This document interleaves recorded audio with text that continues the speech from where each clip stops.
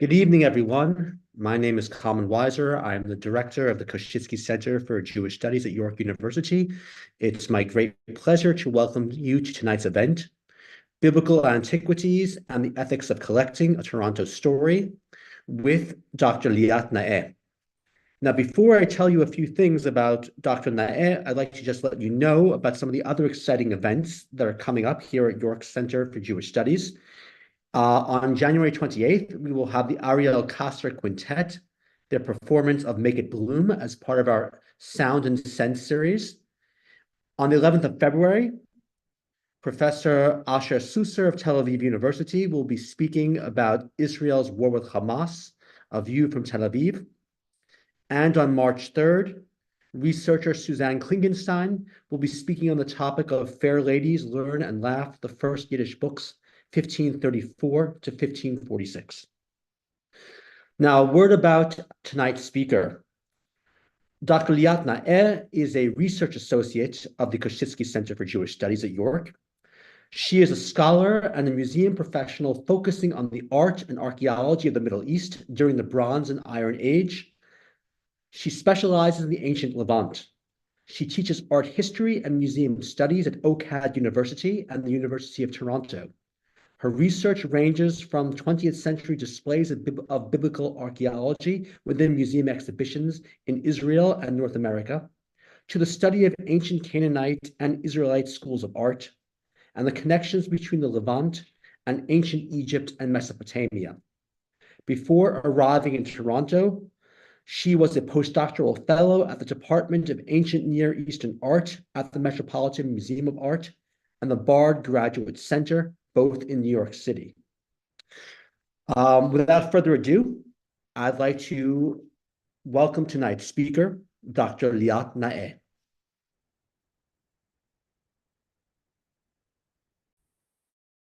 Thank you so much, Professor Kalman Weiser. I would like to thank the Israeli Oded Golan Center for Jewish Studies at York University, and also the center coordinator, Julie Feinberg, who was incredibly helpful in making this happen. Next slide, please. So I'd like to share that today's talk is very much my own personal journey in trying to better understand the history of the city of Toronto. I came here as an immigrant and a newcomer in 2020, just weeks before COVID lockdowns. And I really was trying to understand how to connect my own education, my own training in biblical archaeology and the museum world to the history of collecting biblical antiquities in Toronto and displaying them. So this was a discovery journey for me. Next, please. So I'll just like to share with our wonderful technician that unfortunately my slides have lots of like little clicks so yeah, we'll find the rhythm together.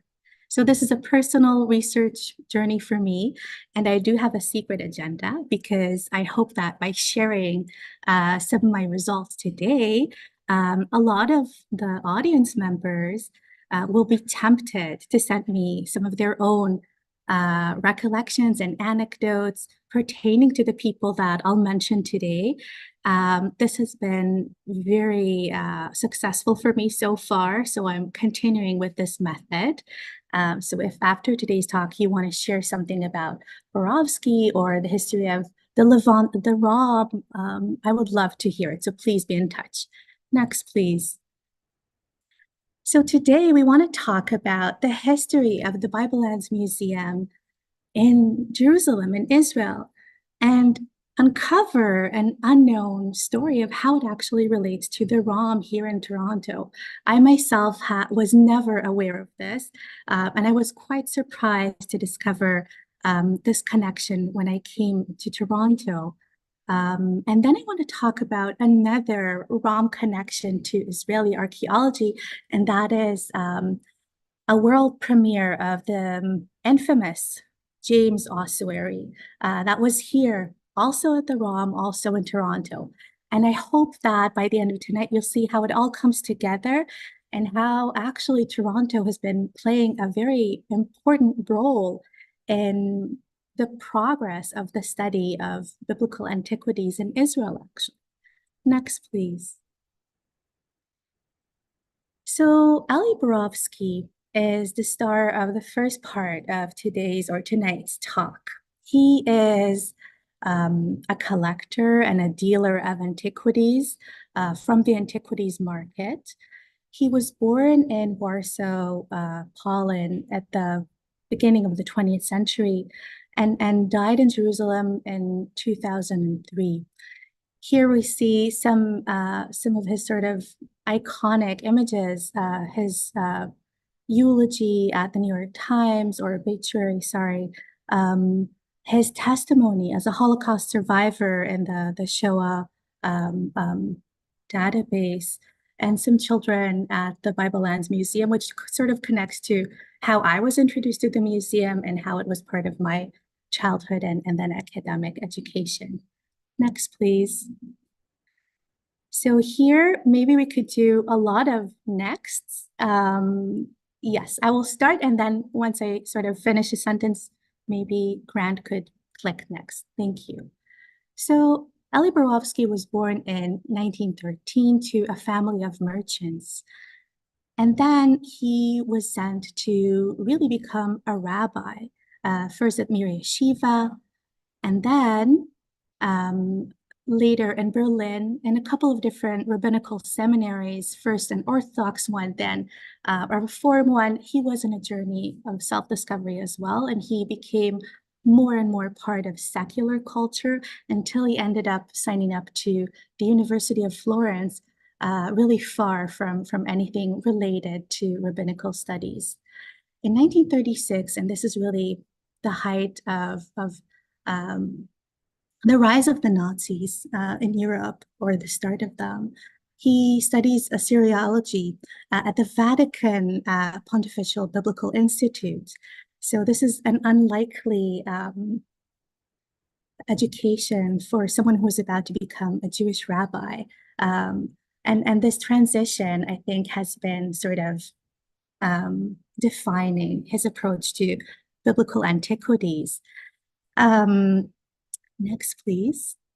He moves to Paris, again to study at the Louvre higher education academic school that's connected to the Louvre Museum. We see an image of him here. Next, please. And he joins the French army to fight the Nazis. First, part of the Jewish unit, and then later part of the Polish unit. This has been an experience that he spoke of and gave testimonies of. He ended up as a soldier at the Swiss border at a time when his family was either perished or lost communication. So he was very much alone, and he settled as a soldier in Switzerland. And as a soldier already, he began to practice or study towards his PhD in the Museum of Art and History in Geneva. And we see him, an image of him, a photo of him as a soldier.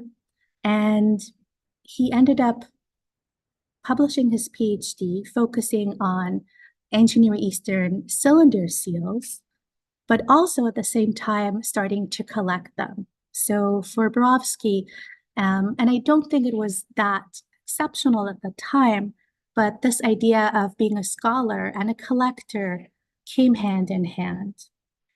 In 1949, Borowski ends up in Canada.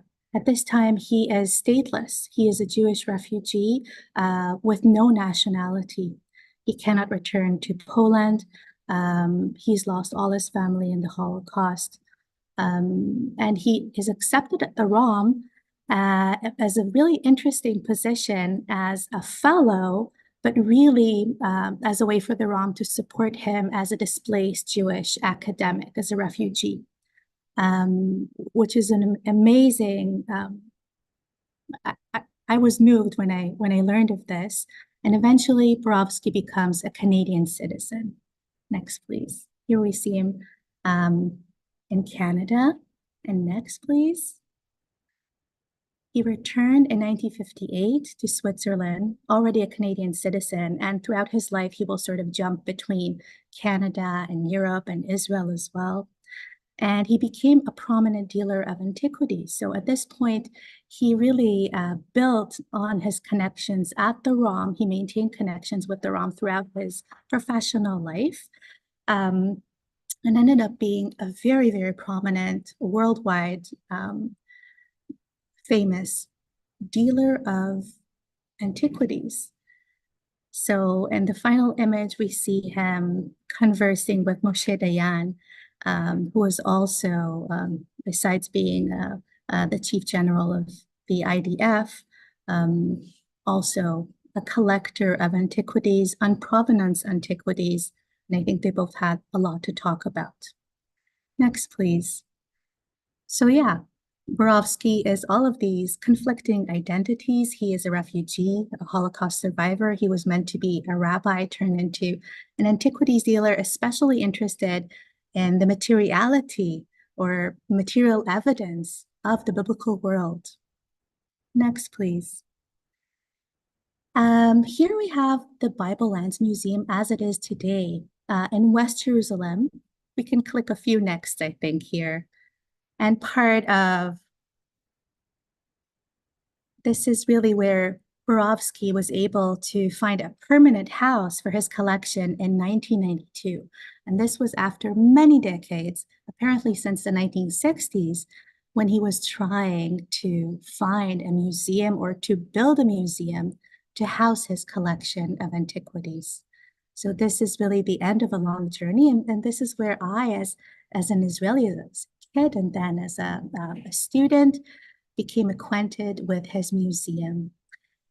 The museum is situated in an amazing place, part of this unofficial museum row. So it's right next to the Israel Museum, which is a state national museum that includes a lot of biblical antiquities, but ones that are mostly provenance, ones that are mostly from scientific, documented academic excavations, whereas Borowski's collection is totally off the antiquities market, totally on provenance. We don't know the source or the authenticity of any of his collection, really.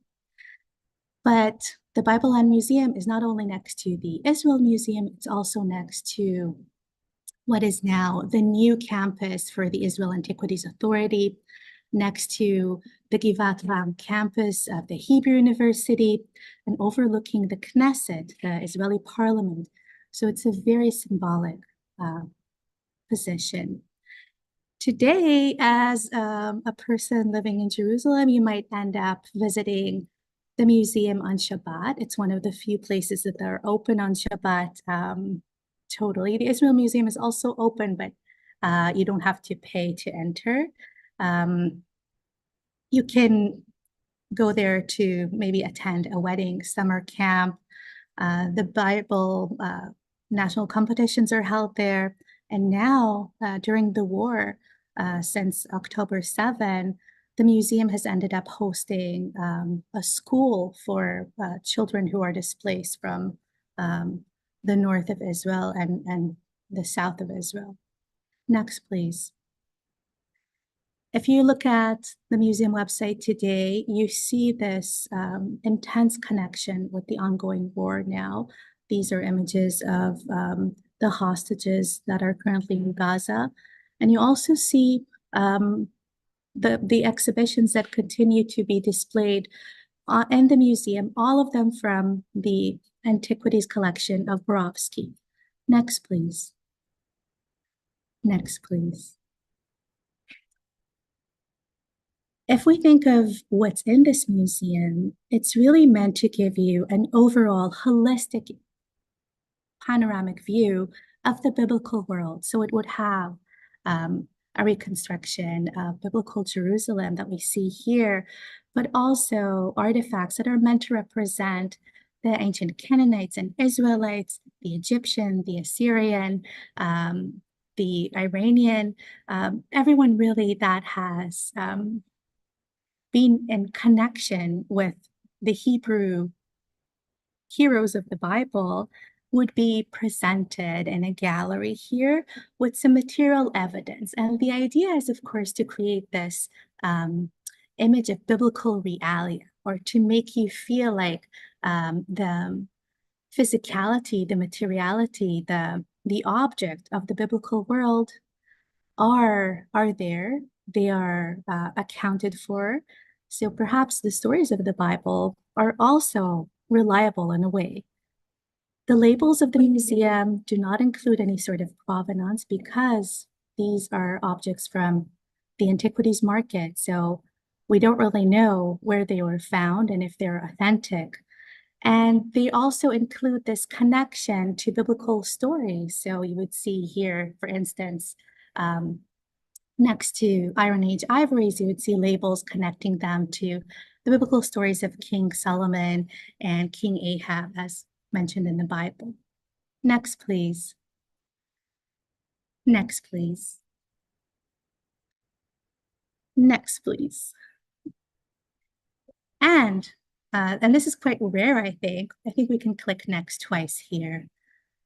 I think it's quite rare for a museum today to not have their collections available online.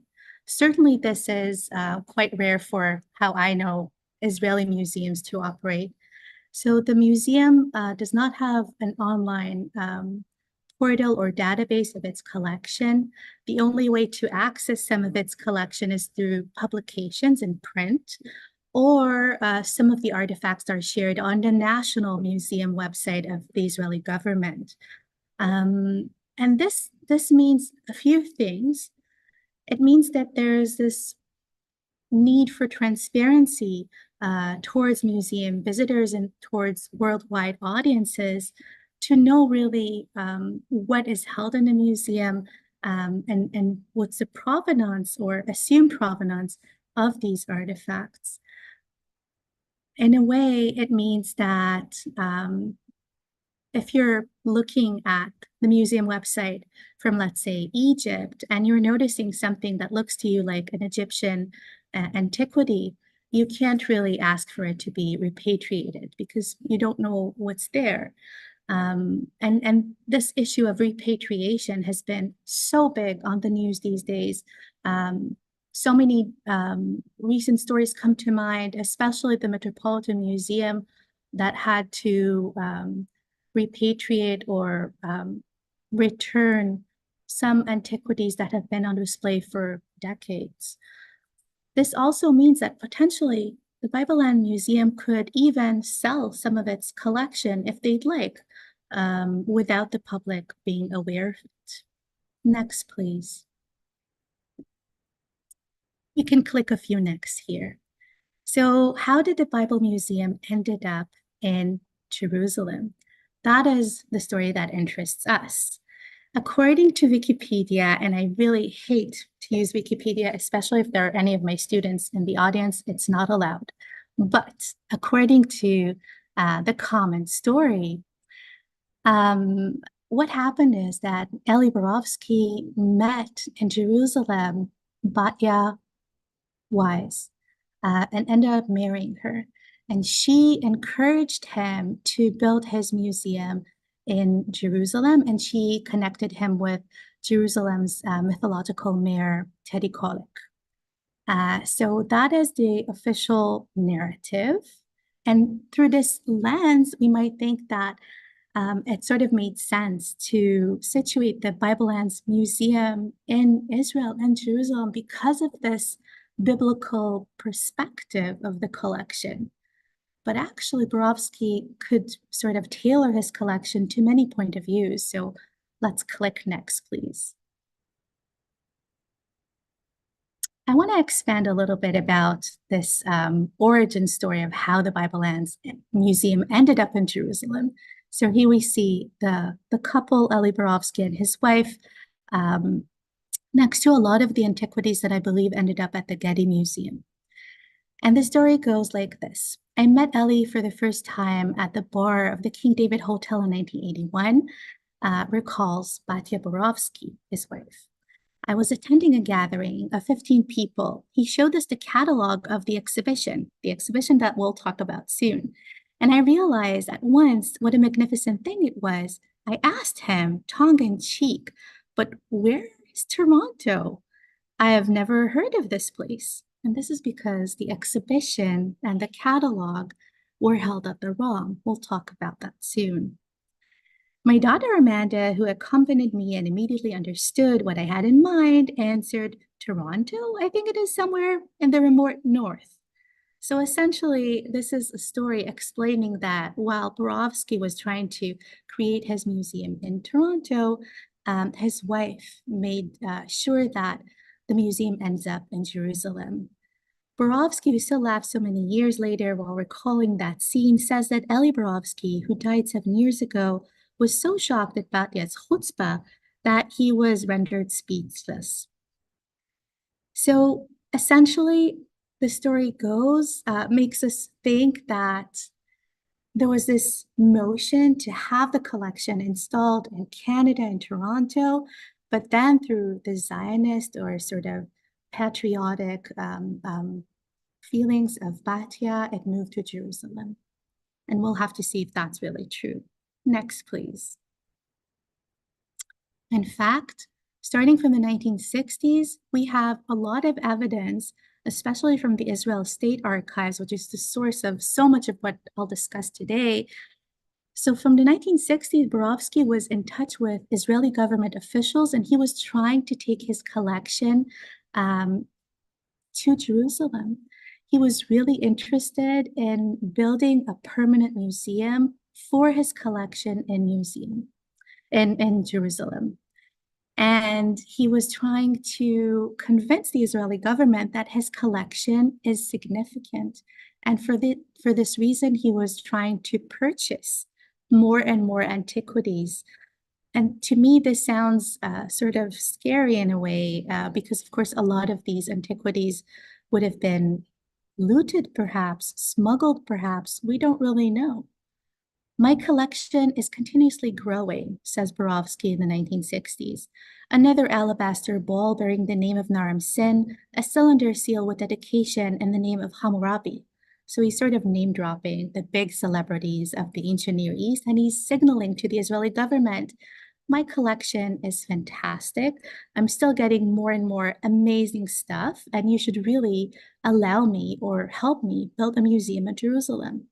In 1972, Borowski wrote to Avraham Biran, who was a very prominent Israeli archaeologist and the head of the Israel Department of Antiquities before the Israel Antiquities Authority. The museum is not meant to be a museum, and by this he means something sort of obsolete or dead for any living or dead person. So Borowski was never interested in having his museum named after him. He wasn't interested in sort of glorifying himself. The museum is meant to be primarily a public institution for a better general understanding of this ancient civilization of the biblical world, as well as for research. My museum is meant to be a stimulus for people of all creeds. I had this idea in mind since I started decades ago collecting biblical antiquities. And I can really imagine this. I think Borowski was a truly cosmopolitan person, not only through being a refugee all over Europe and through his studies, but also because he made this transition from Europe to Canada, and he was stateless, and he was exposed, I think, to a lot of different people and wanted to connect them to the biblical world the way he saw it. Next, please.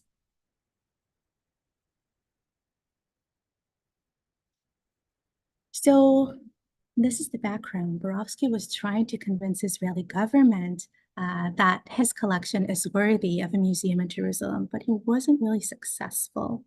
And at the same time, Borowski was also trying to convince the ROM of the same thing. So he's sort of working both angles at the same time.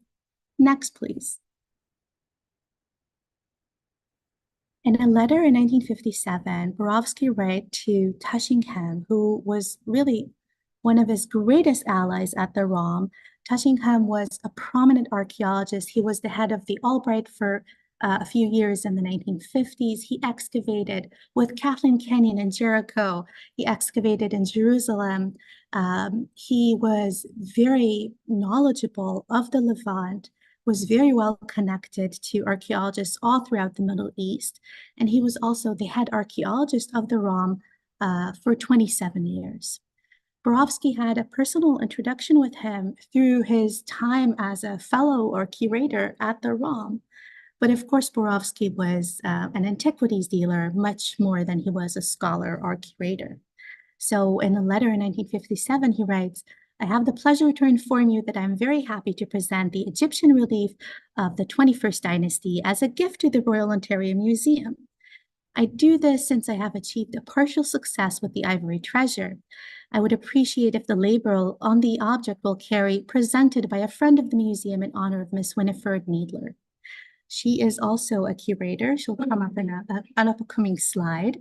And this is so interesting to me to think of an antiquities dealer giving anonymous gift to the museum as part of maintaining this collegial or maybe commercial connection, giving away gifts. And he's sort of explaining it, saying that he had some financial success with the ivories, which are, of course, the Arslan Tash ivories from Syria that we know were looted from the site and are found in several museums in North America and Europe today. In such a way, I will express my gratitude to Miss Nidler for her efforts in connection with the ivory treasure, as well as for her kindness, which was shown to me while I was struggling to establish my position. So this is a very touching personal letter, but also and sort of glimpse into behind the scenes of how a dealer creates these relationship with the ROM. Next, please. Next, please. Another letter is for Winifred Needler herself, who was also a curator at the ROM, and he's requesting some of these Arslan Tash ivories back. This is already in 1970, and his logic is that he is building up towards his own museum. I would like to retire from my business. I am trying to relax in my work. I'm trying to take stock of my collection. My business is prosperous. I start to be tired of the business since the difficulties in getting the material are so great that I feel no longer like being adventurous. So really he's complaining that the life of an antiquities dealer are too hard, and I can only imagine what this means in terms of dealing with finding legal ways of obtaining antiquities, hopefully, or perhaps other sort of adventures.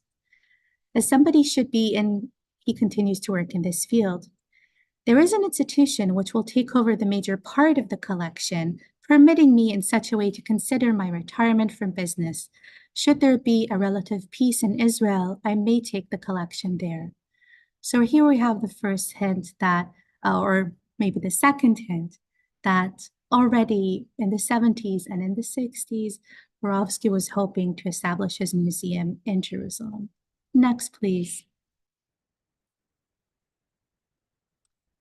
According to the Israeli State Archives, in the 1970s, a lot of government officials were dealing with Borowski and trying to sort of assess if this collection is worthy of putting down money, land, connecting the Israeli government with Borowski. And I think there were a lot of concerns. Avraham Biran, who we mentioned, was really Borowski's biggest support. And he writes, Dr. Elie Borowski in Switzerland holds an archaeological collection of great importance. The collection holds our rare antiquities from the lands of the Bible, Assyria, Persia, and Elam, which is Iran, Aram and Lebanon, Anatolia. Dr. Borowski seeks to bring these antiquities to Israel and build here a Jerusalem-based museum to the Bible lands. He has already listed an Ottoman society under his name in Jerusalem. There is no such collection in Israel of the countries neighboring the land of Israel, And in my opinion, we ought to permit Borowski to build a museum to house it.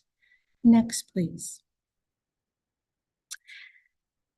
So the concerns that the government officials had maintained mostly the authenticity and legality of Borowski's collection, but that was sort of maybe perhaps manageable for them. If we sort of think back in the 1970s, a lot of museums and still would have on provenance artifacts from the antiquities market, and they were displayed together with objects that were scientifically excavated and had secure provenance. So there was no issue with that, but perhaps some discomfort that Borowski would have control over his collection. Next, please. Later in the 70s, Borowski had so many advanced meetings with officials, and he was really close to securing his museum. And he wanted the Israeli government to match the funds that he pours into the museum. And that was a huge issue. But there were a few plots of lands in Jerusalem that were suggested to Borowski, one of them being next to the Rockefeller Museum in East Jerusalem. And this is the Antiquities Museum from the time of the British Mandate. And it was only becoming part of Israel in 1967 after being part of Jordan for many years. So in East Jerusalem, the meaning and significance of the collection would have been quite different than its current location. Next, please. Next, please. We mentioned that Borowski was also in touch with the ROM at the same time, and the ROM had tons of concerns.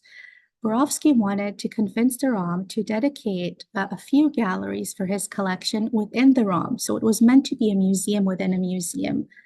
But that made sense because the ROM was established as a group of 5 mini museums under one roof. So it would make sense to add another one. Toshingham that we see here in the image was really trying to connect Borowski with the higher officials of the ROM and also with government officials in Canada. So in 1975, Borowski committed to deliver his collection to the ROM and valued it as about $4.5 million. And he wasn't about to include the classical collection that ended up at the Getty Museum. But the ROM voiced a lot of concerns because it was clear that Borowski also intended to have some part of its collection in Israel. And there was this concern about this division between Canada and Israel. Borowski desired to have a Canadian foundation because you hoped that this would somehow provide protection for the collection in view in Jerusalem.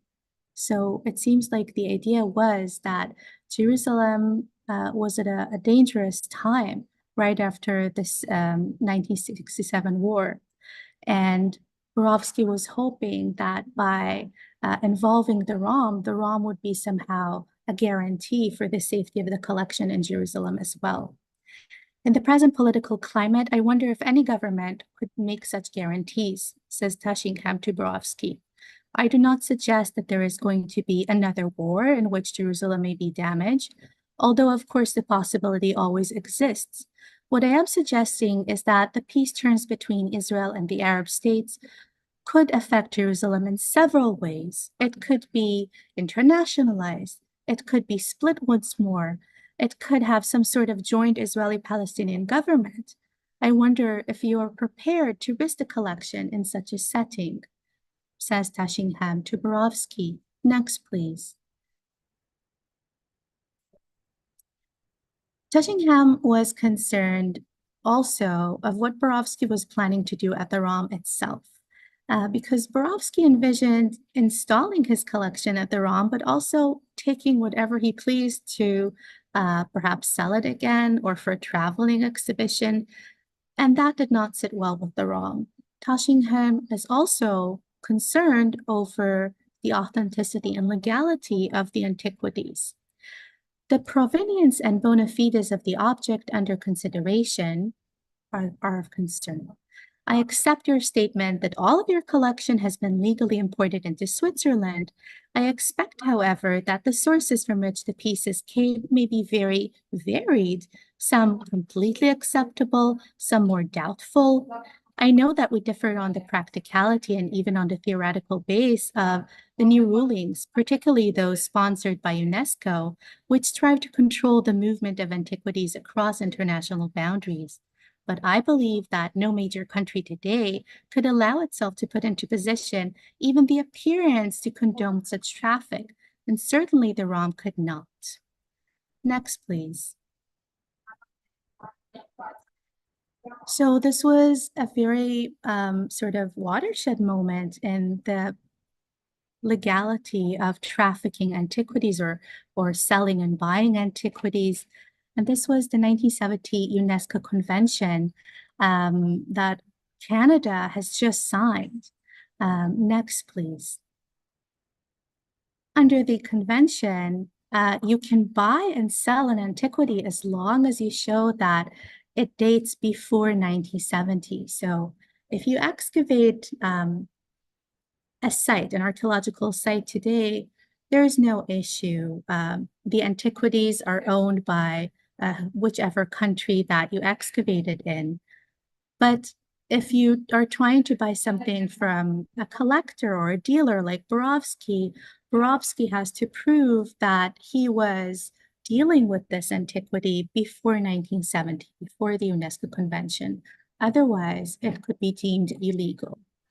Next, please. In a letter to Canadian Senator Borsart, and this is who we see here in the image, Borowski writes that he is really happy to learn that the Secretary of Canadian State, Mr. Faulkner, expressed interest in his proposal to establish this foundation that would tie the ROM and Jerusalem together and create this dual initiative where parts of the collections are at the ROM and parts of it are in Jerusalem. I'm already pledged the material contained in the list, which I gave to you and to Dr. Tushingham, as a nucleus for the Museum of the Bible Lands. And he adds the collection started in 1943. So this is the height of World War II. The pieces are all of unequivocal authenticity. Some have been known in Europe since the 19th century and are well-known provenance. None are in violation of the UNESCO resolution. Yet in his list, Borowski is also promising to get new objects to sort of fill in for some deficiencies that he sees in Greek art, for example, or glyphic collection or engineering and sculptures, that he has some aspirations of adding more. Next, please. So here we have it. Despite of all these many concerns, both in Jerusalem and both at the ROM, the foundation that ties the collection to commitments in both Jerusalem and in Toronto at the ROM is underway. And Borowski is setting up an exhibition of his entire collection called Ladders to Heaven. And this is an exhibition that is displayed at the ROM and receives a lot of success and praise. Next, please. Here we have a popular catalog of the exhibition, and we notice some of the artifacts that will become really prominent in Borowski's collection, especially the so-called metal altar and some of the ivories that for someone like me who's interested in the archaeology of the Bronze and Iron Ages, is really sort of interesting to see them presented here in the catalog. Next, please. Like part of this idea of presenting the collection in exhibition is transactional, because the museum, especially a credible museum like the ROM, is saying, if we are presenting, displaying this collection, it must mean that the collection is authentic, that it is significant, that it is worthwhile. We are sort of stamping it with a kosher seal in a way. And this allows Borowski to perhaps sell parts of its collection in a higher price in the future. Next, please. Next, please. We'll continue next here. We'll skip ahead a little bit. Well, next, please. We'll continue. I think we're a little bit out of time, and I want to talk a little bit more about what's coming. So we do have now this moment where the collection has been presented at the ROM. The ROM has committed to establishing some sort of permanent gallery to house the collection of Borowski, with the hopes of another twin institution in Jerusalem. And Borowski is imagining how to divide his collection in a way that would suit both the audience in Canada and in Jerusalem. So he thinks that he should present the same collection in different ways in these different locations. So, for example, at the ROM, he imagines the chief curator to be a leading scholar and connoisseur of Near Eastern art and religion, which is very much how a curator is imagined in North American Museum till today. And in Jerusalem, he would be an Assyriologist with biblical knowledge. So that sort of pushes this imagined curator more to the realms of a biblical scholar, perhaps. Borowski was thinking of how to divide his collection. He had all these ideas of which items should go where. Next, please. Next, please. And the ROM would be a natural candidate to host such a collection if we think of its mandate and history. It is a public museum, meaning that it was established at the request of people, prominent scholars and businessmen in Toronto itself. Wasn't sort of set up by the government or monarchy. And it is meant to be a universal museum, meaning that it is meant to represent world cultures in the widest definition. And so a Levantine collection would definitely be part of it. I think we'll click a few nexts here. And this will take us to the next slide.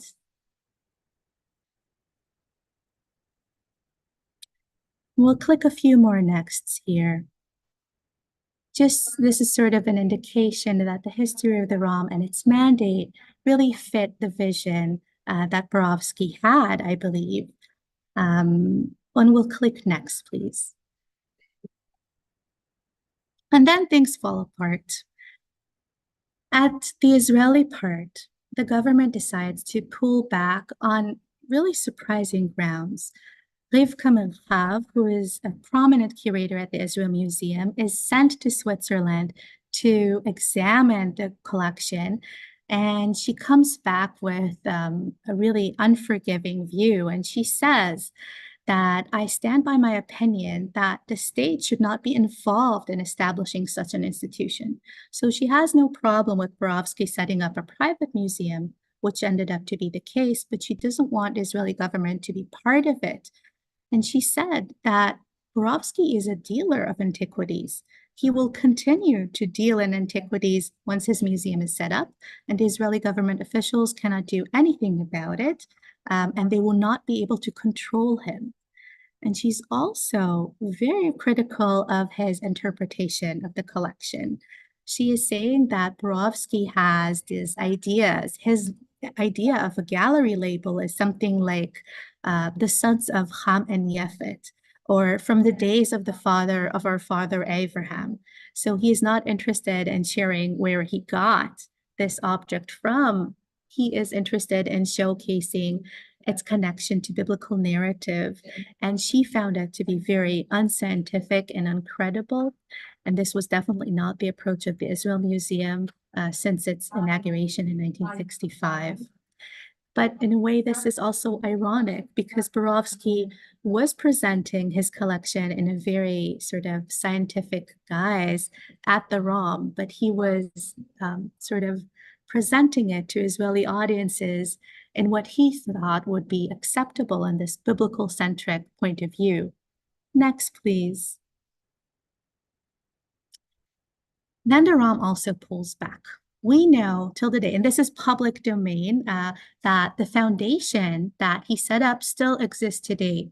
It has an official address, it has a board of trustees, and this is completely available to the public.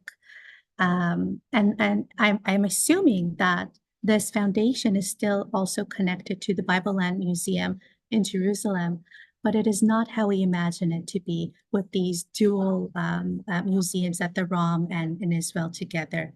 Next, please. Still, Borowski is searching for a house for his museum, and he has a huge cover story with Herschel Shanks, a mythological editor of the Biblical Archaeology Review, which is a popular magazine of biblical archaeology that is always favorable towards collectors and on provenance artifacts. Next, please. Next, please. And in 1992, the Bible Lands Museum opens as a private museum. Now, I want us to sort of imagine what it would be to have the Bible Lands Museum not in Jerusalem, but maybe at Toronto, or perhaps even as part of the ROM, perhaps as a twin of the Bible Land Museum, or as a standalone museum, just like Borowski imagined it. Because I want to compare it to the Bible, the Museum of the Bible that recently opened in Washington. And here we see a crowd queuing to enter, and we see the text in Genesis in Latin, written in sort of gold or copper on the walls of the museum. Next, please. This museum has been at the heart of public debate because of the authenticity and legality of its find, and because of its curatorial perspective, how it's presenting material culture from the ancient Near East and connecting it to biblical narratives. So in a way, it is really telling of how a similar museum would have been understood or received in Toronto. Next, please. The Bible Lands Museum in Jerusalem sort of was established in the 1990s at a time where public scrutiny of the provenance of antiquities was not as severe.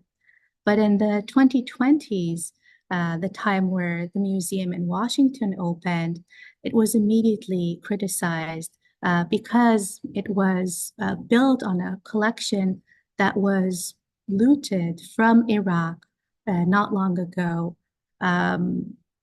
A lot of the artifacts that presented in the museum were deemed fake by scholars. Others were deemed illegal and were returned to Iraq and Egypt.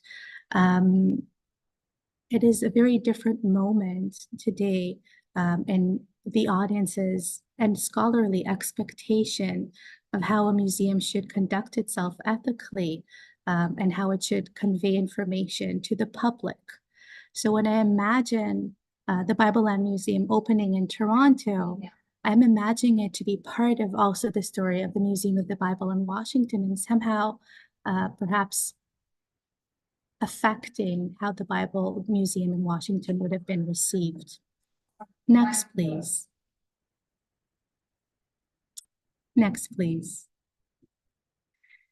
What is also really interesting is that Borowski, after establishing the Bible Lands Museum in Jerusalem, ended up continuing to sell a lot of his antiquities, just like curators at the ROM and in Jerusalem were worried about. So here we see a few examples of recent sales in different auction houses. At the top, we see his collection at the Getty Museum. And at the middle, we see a sale of some of his collections after his death. Next, please. So this idea of the Bible Lands Museum and the Borowski collection to be at the service of the public is definitely true, but it also goes hand in hand with the continuation of the transactional aspect of his collection. And the Bible Lands Museum, in a way, is part of that. So next, please. Next, please. Next, please.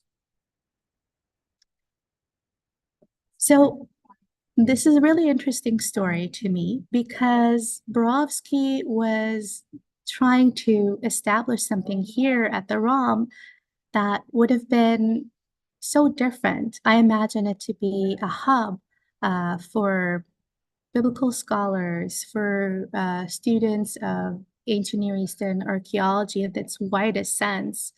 And that's the way Borowski imagined it. He imagined his collection to also be an educational and publication venue.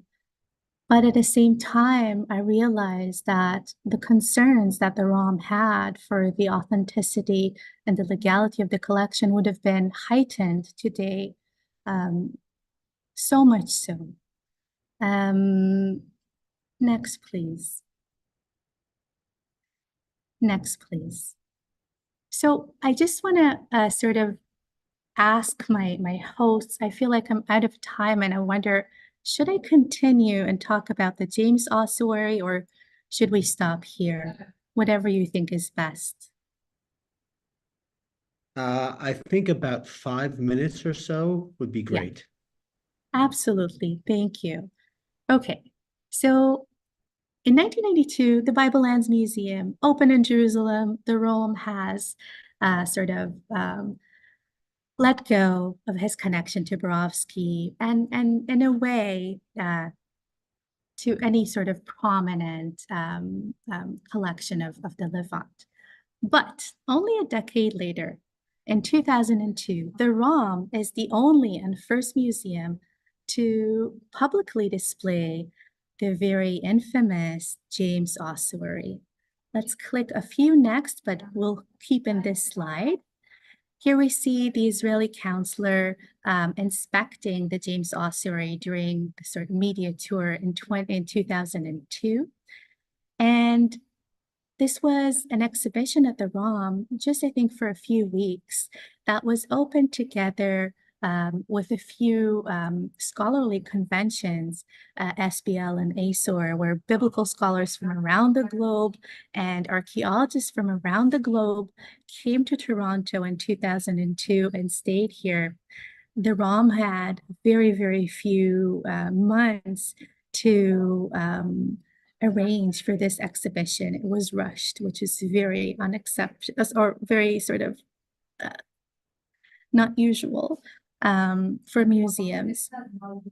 And the ossuary itself, which is a stone box that we see here that once held the bones of a deceased, was taken out of Israel with the permission of the Israel Antiquities Authority, in a way because the Israel Antiquities Authority, so it claims, was not really aware of the importance of this box. But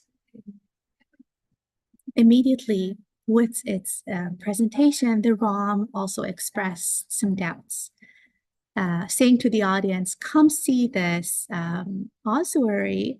It's very, very interesting, but we're not really sure that it's authentic. We're not really sure that it comes from a credible archaeological excavation. We don't know its provenance. It's from a private collector by the name of Oded Golan. And also, I think underlying those concerns, perhaps some of the audience members were worried that presenting a burial item, something that once held the bones of a deceased, is connected to issues of displaying human remains, which of course, because of the history of First Nations in Canada, is a real issue in museums in Canada with a lot of public scrutiny. Next, please. What is an ossuary? It's really a box, like a coffin, but one that was used only for containing the bones of the deceased once the body has disintegrated. These are very common in the Holy Land or the Levant during the first century, for example. We have thousands of these that are excavated, that are documented. But this particular one from the collection of Oded Golan was unique because of an inscription that was visible on it. Next, please. And this inscription in Aramaic says that the coffin belonged to James, the son of Joseph and the brother of Jesus, which are two of the family members of Jesus Christ, the founder of Christianity. And so this coffin stirred a lot of controversy and excitement, and it was debuted at the ROM, where thousands of scholars from around the world happened to be just at that time, and was very, very exciting and covered by the global media and caused a lot of stir. And I count on some of the audience member to come back and get in touch later with some of their experiences at this exhibition. So don't be shy. Next, please. So I'll be very brief. What we have here on this slide is a sort of a retrospective view from the curator at the time, Ad Kill, from the Department of Near Eastern and Asian Civilization at the ROM, who is interviewing about the exhibition years later and saying that it was rushed and that knowing what they know now, they would not repeat this exhibition. And let's skip ahead. Of course, what we all know, and I'm sorry to rush this, but let's click next, right? What we all know, of course, is after being exhibited at the ROM, the ossuary returned to Oded Golan, who is an antiquities dealer.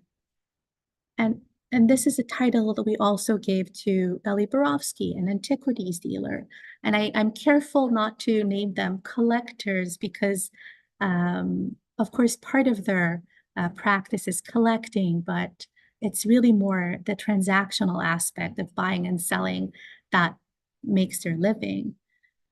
Oded Golan housed the same ossuary, the same object, not as the center of an exhibition at the ROM, but rather hidden on top of a toilet in one of his apartments. And this is where it was found when the police raided his house, and he was charged at forging antiquities. I wish I could talk more of this. I think we're a little bit out of time, so we'll skip ahead. And we'll say that whatever happened, we don't really know, we'll never know for sure. But what is now being sort of suggested is that Oded Golan purchased this ossuary that seemed to have been authentic and then added a fake inscription connecting this ossuary to Jesus.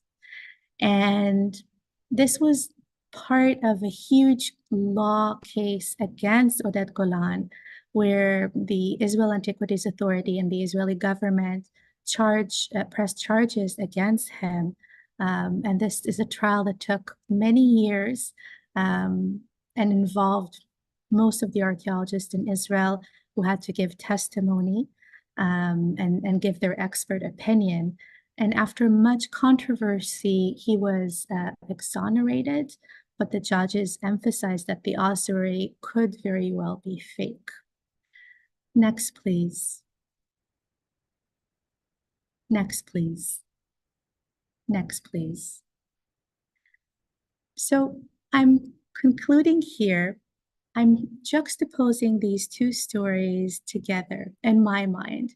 These are two moments where Toronto is engaging with biblical antiquities, at both cases from the point of view of antiquity dealers, in both cases with a lot of concerns over authenticity and legality, but still sort of being drawn to display these objects and convey their biblical connection, which I find really fascinating. When I think of Toronto more broadly, and I would love to hear some of your thoughts, and I would love to open a discussion about this. Next, please. I would like to thank the Israeli Oded Center, Professor Weiser, and Julie Feinberg, and the Israel State Archives, and all the people at the ROM who are so helpful for me and so forthright and sharing stories that have really helped me so much to better understand the sequence of events. Thank you, everyone. Thank you. Great. Thank you very much, Liat, for that very enlightening talk. And there are a number of questions that have gathered while you were speaking. Some of them have been asked by more than the same person. So I'll start off with the most popular question. And that is, how did Borowski finance all these acquisitions? Or how did he make enough money in the beginning to start to assemble his collection? I think that's a great question that sort of highlights the fact that everything about this is so mysterious to us. We never know anything about how these collections are formed. But actually, it seems like it's like being a real estate mogul. Like you buy some properties, you sell them for profit, you buy some more. It sounds like something very similar. Like through the process of buying and selling antiquities, he would gain more and more capital, allowing him to buy more antiquities. That's the way I see it. I could be wrong, but that's my best guess. Okay, the next question is, what in your eyes is the percentage of fakes in Borowski's collection? I don't know. And I'm not even saying that we have any information of anything being fake. I don't have information of anything being fake. And this is not like Oded Golan, right? Oded Golan is accused of forging antiquities. Borowski, to my knowledge, was never accused of this. I think the concern for academics when speaking of Borowski collection is more of provenance.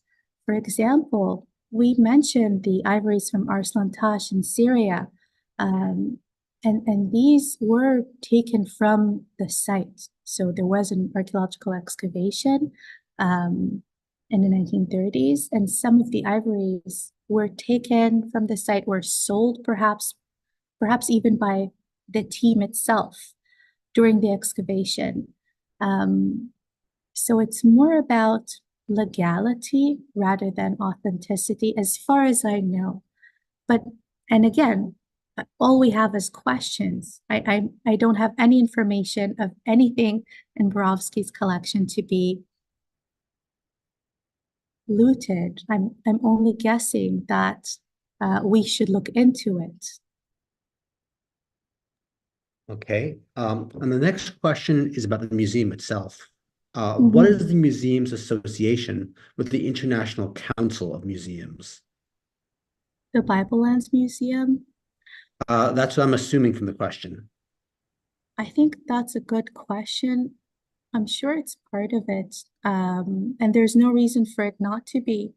I'm sort of singling out museums that have this prominent collection of biblical antiquities, but in fact, all the museums that we can think of, every one of them has a lot of provenance artifacts. So it definitely does not make you sort of persona non grata in any museum association. It's part of the history of museums and how they formed. At the time when the ROM was considering buying or displaying Borowski's collection, it was completely acceptable. And in many ways, it is still completely acceptable for museum to display on provenance objects. My students often sort of point out to me that I'm being very sort of demanding for museums to have more transparency about their provenance, but in a way, everything that we love about museums today, all of our wonderful experiences in museums throughout our lives have been connected with on-provenance objects, and we have to be mindful of that. Speaking about an object, one particular object, there's a question in the combat scene in Lebanon. I think it was an image we saw very early. What is the scaly background? Oh, that's a good question. I think that is an Iron Age relief, so probably mountains, but I'm guessing. I don't actually have a good mental image of that. That's a good question. But this relief is the one of the few that are available for public study. If you go on the Israel Museum's government website, which is a collective website of all museums in Israel, you would be able to access it, and I can send you a link if you'd like. Okay, the last question I have here may be simply a reference to The Godfather. But I'll ask it anyway because I'm not an expert in this field. Hopefully, you've seen The Godfather, so you're familiar with the figure of Hyman Roth. And someone asks, did Borowski know Hyman Roth? Oh my God, I don't know this reference, and I'm ashamed.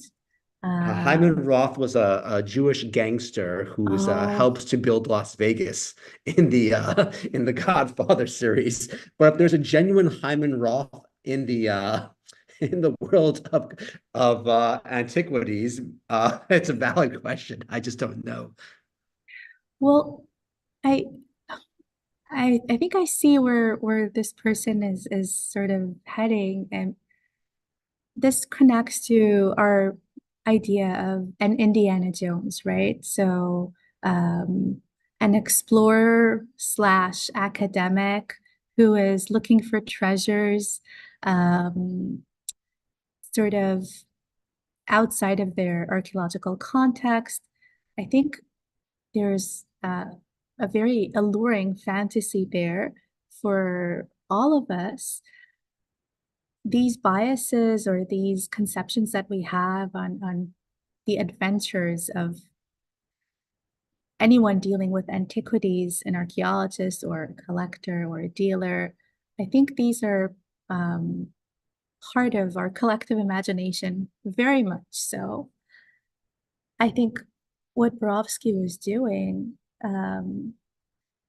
would not be accepted today, but at the same time was not uncommon. That was, unfortunately, we have a lot of academics, professors who also were dealing with antiquities to some extent. So I'm not sort of putting him under the Godfather umbrella, but really more of um, within his time, a very sort of acceptable practice, if that makes sense. It absolutely does. I have a question which is related to the last question that appears here. So I'll ask the question and I'll ask my question at the same time. The question is, if Borowski's business was centered in Switzerland, why didn't he consider establishing a museum there? After all, both Elie von Däniken and H.R. Giger managed to get museums built there. My question to you is, he was in Switzerland during World War II, Mm. which is a neutral country. How did the war affect the antiquities market? These are both questions that I'm trying to deal with in my research, and I'm very grateful for them. So, first of all, to answer your question about a museum in Switzerland, knowing Borowski, perhaps he was looking into it. I'm not, I'm sort of I'm imagining that he was developing initiatives in parallel in many places. For example, he was not only in touch with the ROM, he was also in touch with Johns Hopkins University and was almost able to open a museum there. So I wouldn't I wouldn't sort of dismiss this idea of a museum in Switzerland, but I think learning of Borowski, reading his writings, hearing his interviews, that it was symbolic and meaningful for him to open a museum both in Toronto and in Jerusalem for different reasons. Canada was the place that gave him a nationality when he was stateless. The ROM accepted him as a refugee scholar at a time where he was really destitute in a way. And to me, it really reminds me when I heard that this was actually a program to help displaced Jewish academics, I was really shocked because, that was the program that helped Hannah Arendt and other amazing Jewish academics in World War II to find um, an academic home in North America. So this was something similar to that. And he would always be grateful and he wanted to return to give back to Toronto and to Canada, which is amazing. And in Jerusalem, I think he was thinking of his rabbinical studies. He was thinking of his family, who were Orthodox Jewish people who we lost in the Holocaust. So there were a lot of emotional aspects, I think, to his connection to both Toronto and Jerusalem. And that's why I think he wanted to sort of marry the two, combine them to one umbrella foundation that would have two museums working together. Okay, well, do you want to take a shot at my question about how the Yes, markets were affected, or uh, yes. So this is a very, very scary door to open because when we think of provenance and World War II, the current academic move is to examine whether artworks, for example, that museums own worldwide, perhaps belong to Jewish families, and these artworks were sold under extreme conditions, or perhaps taken from the Jewish families during World War II, all across Europe. So that is the growing movement of learning the provenance of artworks that could be part of Nazi. Yes, I'm losing all my words, but when we think of antiquities um, and the market in World War II, I don't know um, enough about it, but I would assume that a lot of the collections that ended up being sold following World War II or during World War II were connected to people losing everything, having to sort of sell whatever they have and very low prices. So I don't have any knowledge of Borowski being connected to anything like this. But it's a question that came up in my conversation with a former curator, and he was saying that he had the same question, and I think it's worthwhile to look into it. I would really like to thank you for sharing your expansive knowledge and expertise in this field with us tonight. It's really wonderful to have you. And I'd like to thank everybody at home for joining us tonight. And I hope to see you again soon, all of you, at other events hosted by the Koshitsky Center. So I wish you all a very good evening, a very good night. Thank you so much. Good night.